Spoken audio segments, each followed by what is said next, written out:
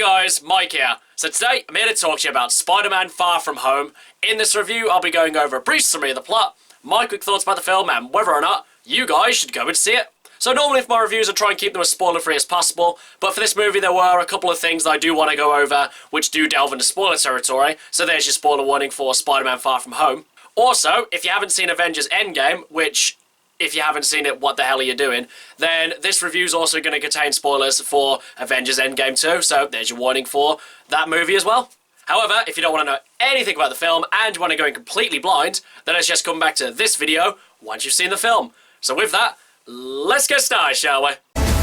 Who is that guy? He's like Iron Man and Thor rolled into one. He's no Spider-Man. What is it with you and Spider-Man? What, he looks out for the neighborhood, has a dope suit, and I really respect him. Sup, dickwad? Yeah, sorry if I sound a bit bunged up, guys. I've had this cold for the past couple of days, which I'm still trying to get over. Oh, let me try something. Set this big gun! Nah, that didn't work. Anyway, let's get back to the review. It's Spider-Man Far From Home. It's been 8 months since Iron Man heroically sacrificed himself to save the universe. And now we're also seeing a world trying to adjust from all the people who were dusted 5 years ago, trying to integrate themselves back into life. But as for Peter Parker and all his friends who are dusted, the school board pretty much decided that because they still technically are 15, 16 years old, that they still have to complete their semester at school instead of like pretty much finishing school. But this isn't really Peter's main worry at this point. But Peter's not really having these worries because as Spider-Man, everyone's expecting that he's going to be the new Iron Man, and he's starting to worry about that, how he could possibly fill the shoes and just try and be the next Iron Man. But luckily he's got a school trip to take his mind off all his problems, as him and his classmates are doing a European tour. But not only that, Peter's got his Iron Girl who he really likes, MJ, and he plans to use the trip to pretty much try and ask her out. And then just when Peter thought he could have a normal day where he doesn't have to worry about any Avengers level threats, Nick Fury comes to him with an Avengers level threat. On this mission, Nick Fury introduces Peter Parker to Quentin Beck, who would later be known as Mysterio. Mysterio tells them that he's from a different Earth where this same situation happened to him and that he's here to help to try and stop the same thing from happening to their Earth. And so now Spider-Man and Mysterio must team up to battle this new threat. And so we have Spider-Man Far From Home. So first of all, it can't be understated how great Tom Holland is as Spider-Man and Peter Parker. He just really nails the characterization, the comedic chops, the emotional depth to the character. Just as a whole, he's just still the best Spider-Man out there. And also, I think this is probably one of the first times that we've actually really seen Spider-Man actually use his intelligence to beat someone. Because later on, we see him constructing a new Spider-Man suit. And this was such a great scene because it really paid homage to the first Iron Man movie. And also, we do get one of the funniest lines in the entire movie in this scene. And also, Jake Gyllenhaal in this movie was really good as well. I knew he would be, but he definitely surprised me with how good he was. And also, eventually, when his character did make the villainous turn, it did kind of actually sort of take me by surprise, even though that I knew it was going to happen. It was definitely done in an organic way that it did make me forget that he was going to turn into a villain, basically. At the start of the movie, I was thinking, Mysterio didn't really have any powers, did he?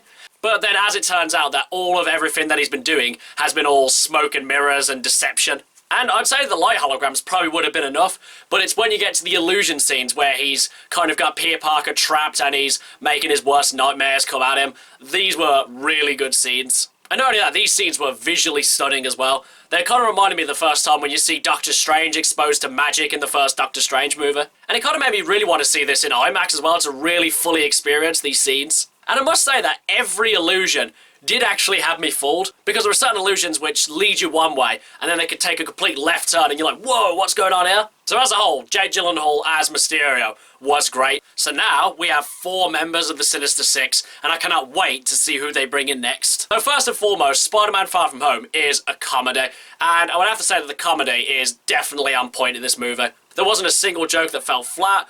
All the jokes were really funny, none of them felt forced, so they all just really played off each other, and they were just really organic to the story. Obviously, I've said the illusion scenes were really good, but all the CGI in this movie and the effects were really good as well. And also, I thought it was brilliant seeing all the Iron Man memorials all around the world, because if probably in real life a person gave their life to save the entire universe, I would hope that we'd kind of pay the same homage to them. And also, it was just really good seeing this personal battle that Spider-Man was going through, worrying how he could possibly ever replace Tony Stark to be Iron Man. And eventually all this pressure just really gets to him, and he has this really great scene with Happy Hogan, where he just kind of really just kind of like lets everything out, and he kind of says that all this pressure is getting to him and he just doesn't know how he could possibly replace Tony. And further adding to this brilliant scene, Happy just tells him he'll never be Iron Man. Even Tony had a hard time living up to his own legacy, and that he should just be Spider-Man. And this was just a really, really good scene, and some really good acting from Tom Holland and Jon Favreau too. I mean, Tom Holland just has great chemistry with near enough everyone in the movie. His chemistry with Ned is just really on point, and you could see why these two are friends and have been friends for years. And also, I gotta say, I was definitely rooted for him and MJ to get together. Not only just because it pretty much happens in the comics, though it's still actually debatable whether this MJ is still the MJ from the comics or whether it's just a whole different person. Who knows? Still didn't stop me from wanting the two of them to get together. And the two of them just play really well off each other. And I'm really glad that Zendaya's definitely got a lot more to do in this movie and is a lot more important to the story. And also, as I mentioned, they did pay homage to the first Iron Man movie in one of the scenes. But there were quite a few of these scattered throughout the movie. Some that paid homage to older MCU movies and ones that paid homage to much more recent MCU movies. Though I must say, with Spider-Man Far From Home, I am definitely glad I did not watch the trailers for this movie, because there were just so many scenes in this movie that are just completely spoiled by the trailers. And also, there are a few from the trailers that didn't even actually make it into the movie. Again, I'm just so glad that I did not see the trailers for this one. So now to talk about the two after-credit scenes. The first after-credit scene I absolutely loved, and it definitely opens up a whole new story for Spider-Man and Peter Parker.